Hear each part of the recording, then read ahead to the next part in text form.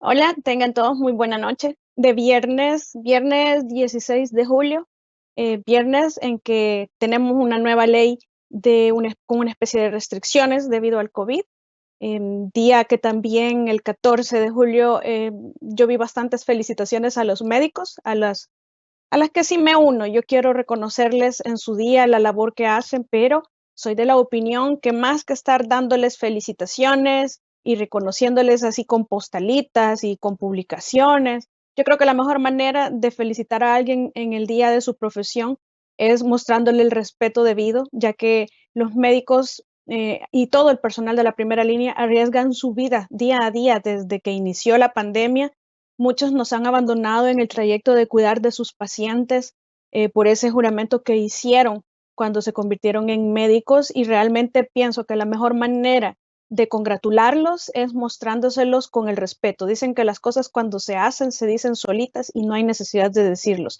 En consecuencia, la mejor manera de reconocerles su labor es cuidando y respetando las medidas de bioseguridad. No debería de ser necesario tener una ley de restricciones, deberíamos de ser suficientemente conscientes y empáticos con todas las personas a nuestro alrededor como para que nos vengan a decir que no podemos o no debemos hacer ciertas cosas porque no hemos tenido el debido cuidado de usar la mascarilla, de no salir innecesariamente, de guardar la distancia, de lavarnos las manos, etcétera. Hay personas que necesitamos salir a trabajar y nos exponemos, pero hay otras que están saliendo únicamente por ir a pasear, a departir, a bebederos, a fiestas patronales, a ferias ganaderas, a estadios, a celebraciones de un gane. Vimos lo que pasó en Argentina. Y en realidad no es coyuntura para estar socializando. La vacuna no nos vuelve inmunes. Hay mucho jovencito afuera, pero sí quiero reconocerles que realmente me entusiasma bastante la aceptación y la alegría con la que han recibido que ya les toca por fin su vacunación a los de 18 años en adelante. Sin embargo, hay otra edad más arriba que los de 18, sobre todo los que tienen la autonomía para salir y pagarse sus bebidas alcohólicas, que escuché y leí muchos comentarios. Salgamos a beber antes que cierren el país. El país, primero Dios, no lo cierran. Ojalá y seamos conscientes y tomemos las medidas nuevamente, nos volvamos a poner la mascarilla. Ojalá y los funcionarios nos den el ejemplo, ya que a ellos los vemos en redes y en la televisión, y que en espacios cerrados no se remuevan la mascarilla ni para hablar en el micrófono. Se escucha perfectamente bien y si no, pues denle en volumen, pero no se la remuevan. Es por respeto a las demás personas alrededor. Quizás yo me quito la mascarilla porque ya le perdí el temor a la enfermedad, pero respetemos a los que todavía la respetamos, que cuidamos de nuestros familiares, y que una persona cerca de nosotros sin mascarilla es un verdadero riesgo. Así que en buena hora para los médicos y para todas las personas, respetémoslos, mostrándoles el respeto a las medidas de bioseguridad, bien por la vacunación. De verdad que somos un país bendecido, tenemos esta gran oportunidad, ojalá y todos la aprovechemos. Es la medida número uno para salvaguardar el riesgo de fallecer o de agravarnos en caso de adquirir el COVID, es la vacuna. Por favor, vacunémonos todos, intentemos motivar a que se vacunen. La mejor vacuna es la que se tiene en el brazo, definitivamente. Así que, bueno, hasta ahí es el mensaje sobre el COVID y sobre el Día del Médico. Sí, de verdad, esa es la mejor manera de felicitarlos. Quiero darle las gracias a todos por sintonizarnos, como siempre, los viernes por la noche, en el streaming de tvx.com.sv, en el canal de Informa TV, de Informa TVX, canales 23 de Claro TV y Cable Color, 28 de Tigo Digital, sus likes en las páginas de plataforma-SV de Facebook y de Twitter, mis redes sociales, Tania Pastor en todas partes, Twitter, Facebook y YouTube. Y como les debía los saludos, pues aquí voy rápidamente para que continuemos con el tema de la semana pasada, que encontré, gracias a Dios, un informe que llevo realmente meses buscando, porque quiero hacerles la introducción hacia las personas empleadas de Capres, que hay uno de ellos que está condenado a 16 años, ya vamos a hablar de eso. Así que rápidamente agradezco a Lorena Bermúdez sus mensajes, a Maximiliano Enríquez, René Guerra, Luis López, que nos escribe desde Nicaragua, un hermano nicaragüense, a JG Cordero, también a Susana Quijada, Mario Valenzuela, a alguien que utiliza el alias Indio Anastasio Aquino, Verónica Mariona, Olivia Enríquez, Marina Enríquez, Gary Lemus, Armando Molina, Manuel Aguilar. También de la plataforma de la semana pasada sobre los gastos reservados están Carlos Flores, Mauricio Chachagua, Roberto Vides, Dinora Chachagua. dos Chachagua, Enrique Cisneros, igual que ahí arriba dos Enríquez, Emilio Montes, Yamilet Cruz, Carlos Escobar, que siempre está presente en todos. Aquí traigo unas preguntas de él, por cierto. Me preguntaban que si podía haber difamación con lo de la lista Engels. Bueno, se supone que la lista es para efectos internos de Estados Unidos. Sin embargo, como la vienen a compartir a los tres países interesados, pienso yo que los efectos principales y primarios son realmente para estos países.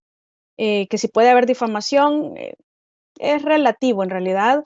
Pienso yo que para Estados Unidos no lo habrá. Sin embargo, yo me consideraría directamente ofendida en mi reputación y mi imagen y haría lo que están haciendo, por ejemplo, el ministro de Trabajo, que ha pedido informes en todas las instituciones, a ver si tiene alguna, porque él ni siquiera fue por actos de corrupción, sino que fue por otro tema.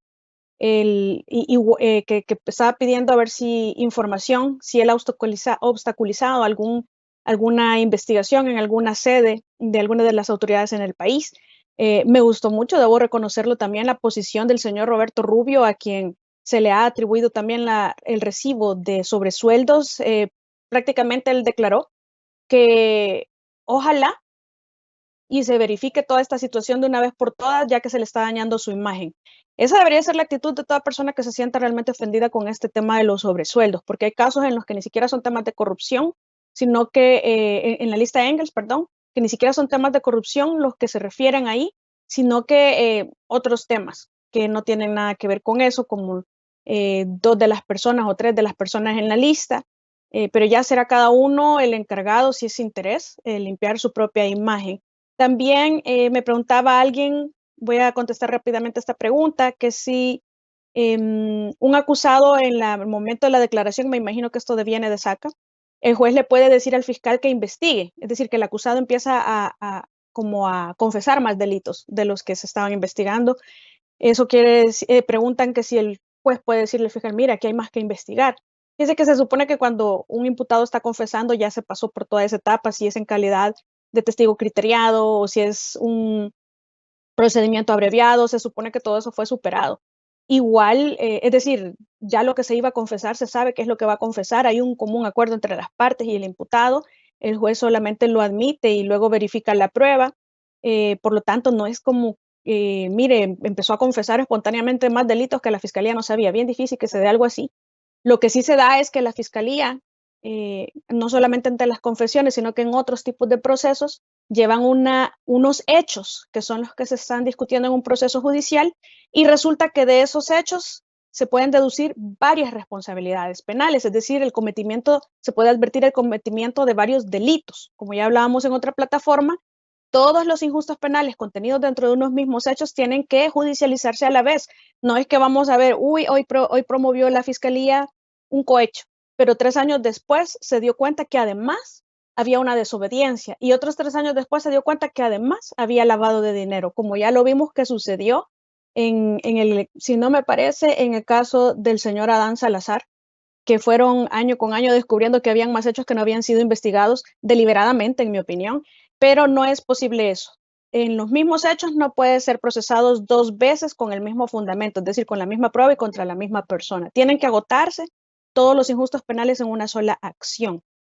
Bueno, vamos a ver, decía Carlos Escobar, ¿qué es un sobresueldo? Que si era legal, ¿desde cuándo se convirtió en delito? ¿Cuáles son las consecuencias? ¿Por qué prescriben los casos? Bueno, los casos prescriben porque hay una fecha esta parte por la seguridad jurídica debe de haber, pero sin embargo en casos que deberían de no prescribir, como los delitos de corrupción, la idea que prescriben es precisamente para generar impunidad por parte de los funcionarios, como el inciso final del artículo 240 de la Constitución, que prescriben los juicios civiles, no penales, por enriquecimiento ilícito, y pues eso también genera impunidad. Entonces prescriben, por lo menos en El Salvador, por esa razón principalmente, los delitos relativos a corrupción. ¿Qué es un sobresueldo? Miren, eso lo justificaron desde hace muchos años como una especie de complemento salarial, como una compensación económica, porque se trae la idea desde hace mucho tiempo que los salarios en el Estado son muy bajos. Yo digo, ¿por qué no actualizan mejor los salarios públicos? Pero es que entonces me imagino les da mucha vergüenza que no le suben el salario mínimo a las personas y se van a recetar, como ya lo han intentado hacer en diferentes ocasiones, los salarios de los empleados públicos. Pero podría ser una mejor solución que estar haciendo cosas bajo la mesa que constituyen delito. Entonces ellos decían, ¿cómo vamos a contratar en el Estado? Decía en su confesión el presidente Saca, personas que tienen demasiada preparación afuera, son empresarios exitosos, que ganan muchísimo dinero afuera y que quieran venir a aportar a la función pública con un salario de $2.500. Entonces, por eso era lo de los complementos salariales que iban desde 1,000 hasta 10,000, decía el expresidente Saca, pero las listas y cheques que han aparecido, pues ascienden hasta $25,000 y en unos casos hasta más. Por eso es que extrañó que en el caso Saca fuera selectivamente dejada fuera cierta cantidad de personas que estuvieron involucradas y que hasta el sol de hoy se dejaron prescribir los delitos. Uno de ellos es el caso de la ex vicepresidenta. Pero ahí está esa situación. Siempre ha sido delito, es decir, si se tenía que hacer a escondidas, si se tenía que hacer sin ningún tipo de control, como una especie arbitraria, discrecionalmente arbitraria y abusada, la cantidad que yo le voy a dar a cada quien, dependiendo del cargo, decía, de la cartera de Estado, hiciera de otra institución, eso todavía es peor. Eh, no se puede disponer de los fondos públicos de esa manera, sobre todo cuando están destinados para utilizarse en la implementación de políticas públicas. Esas actividades especiales designadas por el presidente a que se referían los gastos reservados de la República no eran para regalar nuestro dinero a discreción y a como le pareciera más. Eso es peculado, eso es lavado de dinero, esos son cohechos, esos son una serie de delitos que si bien prescriben acciones penales o civiles, la acción de extensión de dominio no prescribe nunca. La Asamblea intentó hacer una reforma ya por el 2014, de hecho la hizo, para incluir una prescripción en 10 años de los delitos iniciar la acción de extinción de dominio. Y en el 2018, a través de la sentencia de inconstitucionalidad 146 del 2014, fue declarada inconstitucional y la acción por extinción de dominio para recuperar los bienes en favor del Estado no prescribe. La idea es que el crimen no paga y que como el crimen no paga, nada que haya sido adquirido con fondos ilícitos o que se haya adquirido para destinarlo al cometimiento de delitos, nada de eso puede adquirir legitimidad en ningún momento histórico del tiempo. Definitivamente esa es la idea de tutelar, por eso es la creación de la ley de extensión de dominio, es completamente constitucional y es una de las mejores herramientas que tenemos para poder intentar restituir tanto dinero defraudado en el Estado. Y esto debería de ser un espejo para autoridades actuales, para funcionarios actuales, porque puede ser que alguien esté haciendo algo en la creencia que no lo van a descubrir y eso es solo cuestión de tiempo. Siempre se saben las cosas, no son eternas, la oscuridad no es eterna. Miren, esto siempre sale a la luz. Han llamado al expresidente Cristiani a declarar en la comisión de sobresueldos. Muchos se rieron que van a llegar a la época colonial. Decía, y bueno, fíjense que los bienes pueden haber sido adquiridos en la época de la colonia, en la época de la conquista. Igual pueden ser extinguido su dominio en favor del Estado si con los bienes ilícitos que se les encuentren no alcanzan a cubrir la cantidad. Así que eso, por mucho que hagan chiste, a mí sí me parece muy importante que toda la población conozca en que fueron utilizados estos fondos y de verdad pueden reírse todo lo que quieran, pero ante lo que les comenté la vez pasada, el viernes pasado que hablábamos de los sobresueldos y la partida secreta, que si 2 fiscales generales dijeron que no hay investigación sobre sueldos, que sí hay investigación sobre sobresueldos y que el actual dice que no. Ante esa situación, a mí me parece importantísima la labor que está realizando esta comisión. Ojalá y logremos saber con determinación precisa quiénes, cuándo, cómo, cuánto, porque ese es el dinero que van a tener que reintegrar. No sé qué solución le van a dar, pero definitivamente a mí sí me parece que es cometimiento de delitos, que siempre ha sido ilegal, que eso no puede ser legal y que se resuelva únicamente con pagar impuestos, muchísimo menos. Eso me parece una forma muy sencilla y burda de querer salvarle, como echarle liquid paper al cometimiento de delitos graves en detrimento de nuestros fondos.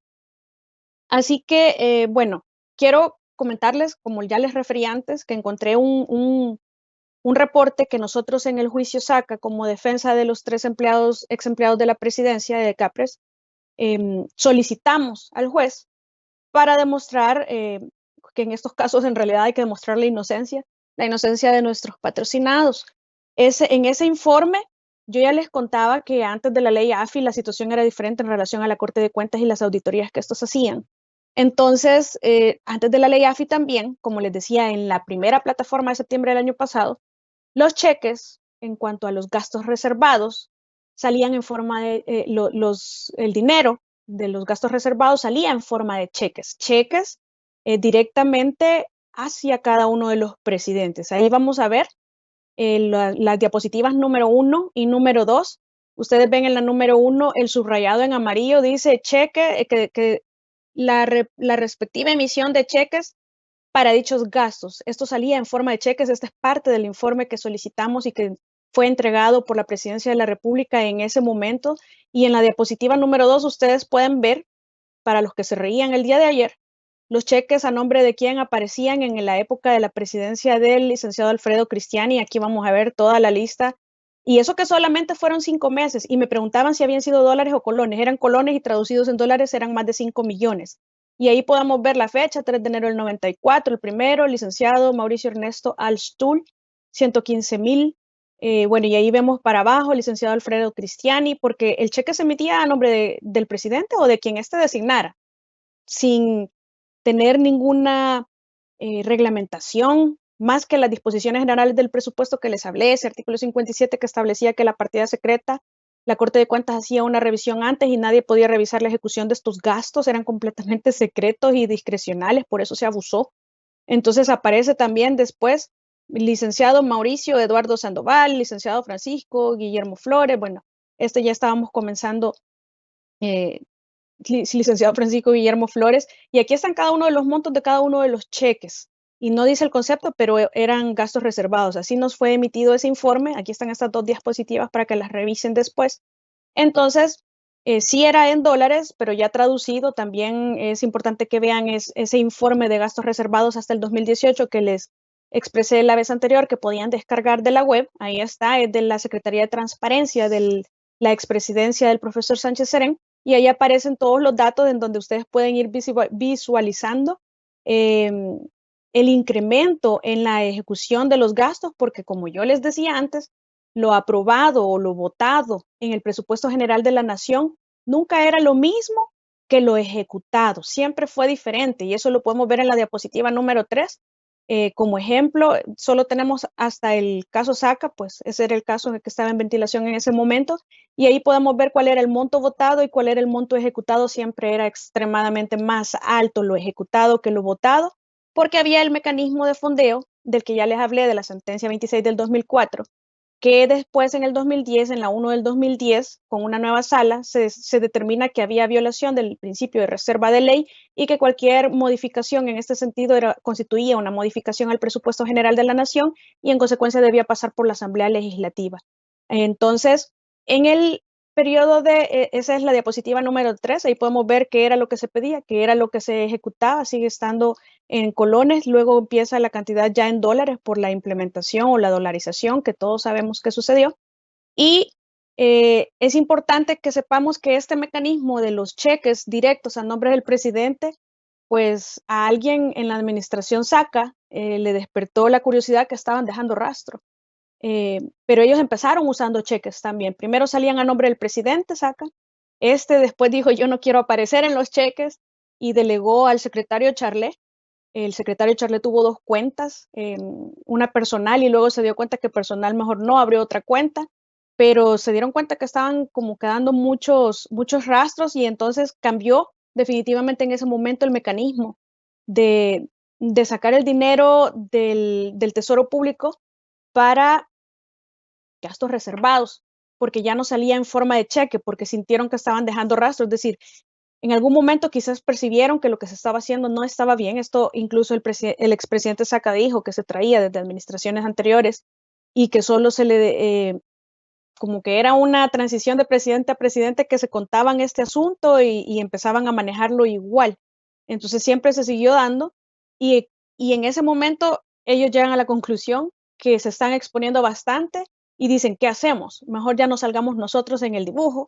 Y bueno, iban pasando los 3 ex empleados de la presidencia que luego más adelante incluso se involucra a toda la gerencia financiera por parte de la fiscalía del señor Meléndez, quienes fueron interrogados como testigos y después los ponen como imputados, pero fue precisamente una vendetta de él porque ellos no se sometieron a decir cosas que no sabían y que no eran ciertas, como se les estaba obligando a que dijeran. En el momento en el que el señor Francisco Rodríguez se da cuenta que lo tienen engañado, no como testigo, sino como testigo criteriado, algo que él no había consentido y que también se le había negado su derecho a ser asistido por abogado, que claramente pidió que yo le asistiera, los fiscales del caso le dijeron que no, que ellos le iban a proporcionar un abogado, una función que no es constitucionalmente correspondiente a la Fiscalía General de la República. Ellos pagaron un abogado que mal asistió al señor Rodríguez, quien ahora está preso, y lo estaban teniendo en calidad de testigo criteriado y él bajo la creencia que estaba como testigo. Cuando él se da cuenta de la situación, él dice, yo voy a enfrentar el proceso, yo tengo fe que voy a demostrar que soy inocente dentro del proceso judicial.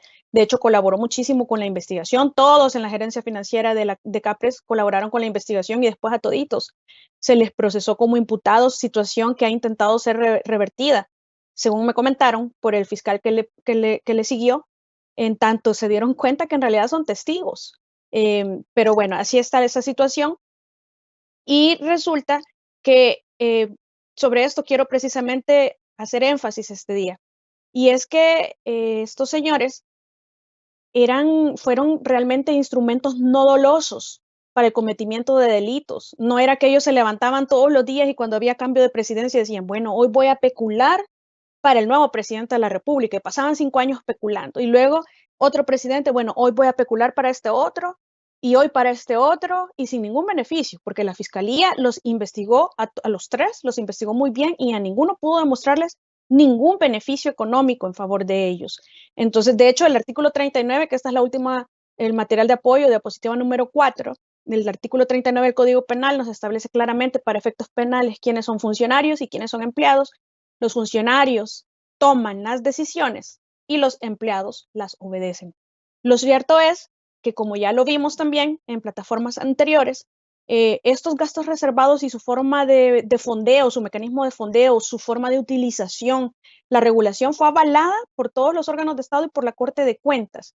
Estos señores, ¿por qué tenían que presumir mala fe de algún presidente que se estaban robando el dinero? Ellos no tenían ninguna obligación de presumir, si era el presidente de la República. Al contrario, todo lo que opera es la buena fe. Pero lo que sucedió es que a ellos, cuando ya se les quiso obligar a que dijeran cosas que no eran ciertas, pues entonces como vendetta se les procesó, se les tuvo en calidad de imputados. 2 de ellos, por tener beneficio de pena, aceptaron un procedimiento abreviado, no porque se consideraran culpables. Y el tercero de ellos, Pablo Gómez, estoy hablando de Francisco Artiga, que era el gerente de la financiera, el tesorero de la República, don Jorgito le decíamos nosotros, y también de Pablo Gómez, que es quien ustedes vieron que quedó condenado a 16 años por creer que el sistema iba a ser justo con ellos, mas no sabían que lo que les interesaba internacionalmente era una condena y que en El Salvador iban a hacer lo que fuera necesario y se iban a llevar de encuentro a quien fuera necesario también.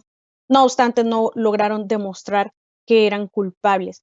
De esa manera, ellos, yo les voy a poner solo el ejemplo de Pablo Gómez, el que fue condenado a 16 años. Pablito Gómez pasó ahorrando toda su vida y los tres trabajaron más de 20 años en presidencia. Desde la época de Calderón Sol, este señor ahorraba porque tuvo una infancia muy difícil y dijo, yo no quiero que mis hijos pasen por esto y quiero ahorrar para una casa. Todos sus ahorros se los han quitado en su cuenta de ahorros. Había constancia que lo único que se le depositaba era su salario y se lo quitaron todo por una vendetta del anterior fiscal general de las repúblicas.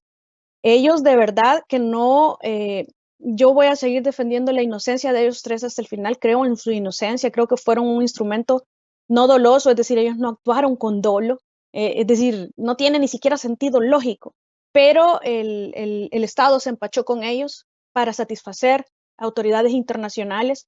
Ojalá y la nueva fiscalía pueda enmendar esta situación con ellos en el actual caso Funes y en el que viene del profesor Sánchez Serén, porque se cambió el mecanismo de trabajar con cuentas aperturadas a nombre de estos tres señores, pero con la leyenda gastos operativos de la Presidencia de la República, justo lo cambiaron cuando ellos fueron detenidos en el año 2016. A partir de ahí, todo el mecanismo cambia y luego se eliminan con la administración actual. Yo esto es lo que quiero comentarles para este día, que antes que conozcamos todo este caso, los sobresueldos de la partida de gastos reservados, tengamos presente que hay 3 personas inocentes condenadas y uno de ellos a 16 años por la mala actuación de un fiscal general que solo le interesaba la condena y que nunca se preocupó por recuperar los fondos defraudados. Ojalá y con extensión de dominio, con la voluntad política adecuada, tengamos una buena investigación fiscal y que también en la comisión se logre llegar a fondo a quien sea necesario descubrir con toda esta actuación. Y para cerrar, yo sé que ya no me va a alcanzar el tiempo, pero no me quiero ir sin dejarles el mensaje que no importa lo que diga la ley o lo que no diga la ley. Este es un mensaje para los funcionarios actuales, del color que sean. Actúen lo más transparente posible. No los van a descubrir quizás hoy ni quizás mañana, pero tengan la certeza que es cuestión de tiempo, que si usted está delinquiendo y cree que no lo van a descubrir nunca, eso no va a pasar así. Mire lo que está pasando ahora. Veamos el espejo actual, porque esto puede ser la situación mañana de algunos hoy que crean que son muy astutos y que lo están haciendo bien. Extinción de dominio no prescribe, está ahí siempre para los salvadoreños y tarde o temprano sabremos la verdad. Pasen todos muy feliz fin de semana, les deseo mucha salud, guarden las medidas, respetemos a los médicos, respetando las medidas de bioseguridad, respetemos a nuestros familiares, que son a quienes exponemos si no nos cuidamos. Feliz viernes y si Dios lo permite, hasta la próxima semana. Buenas noches.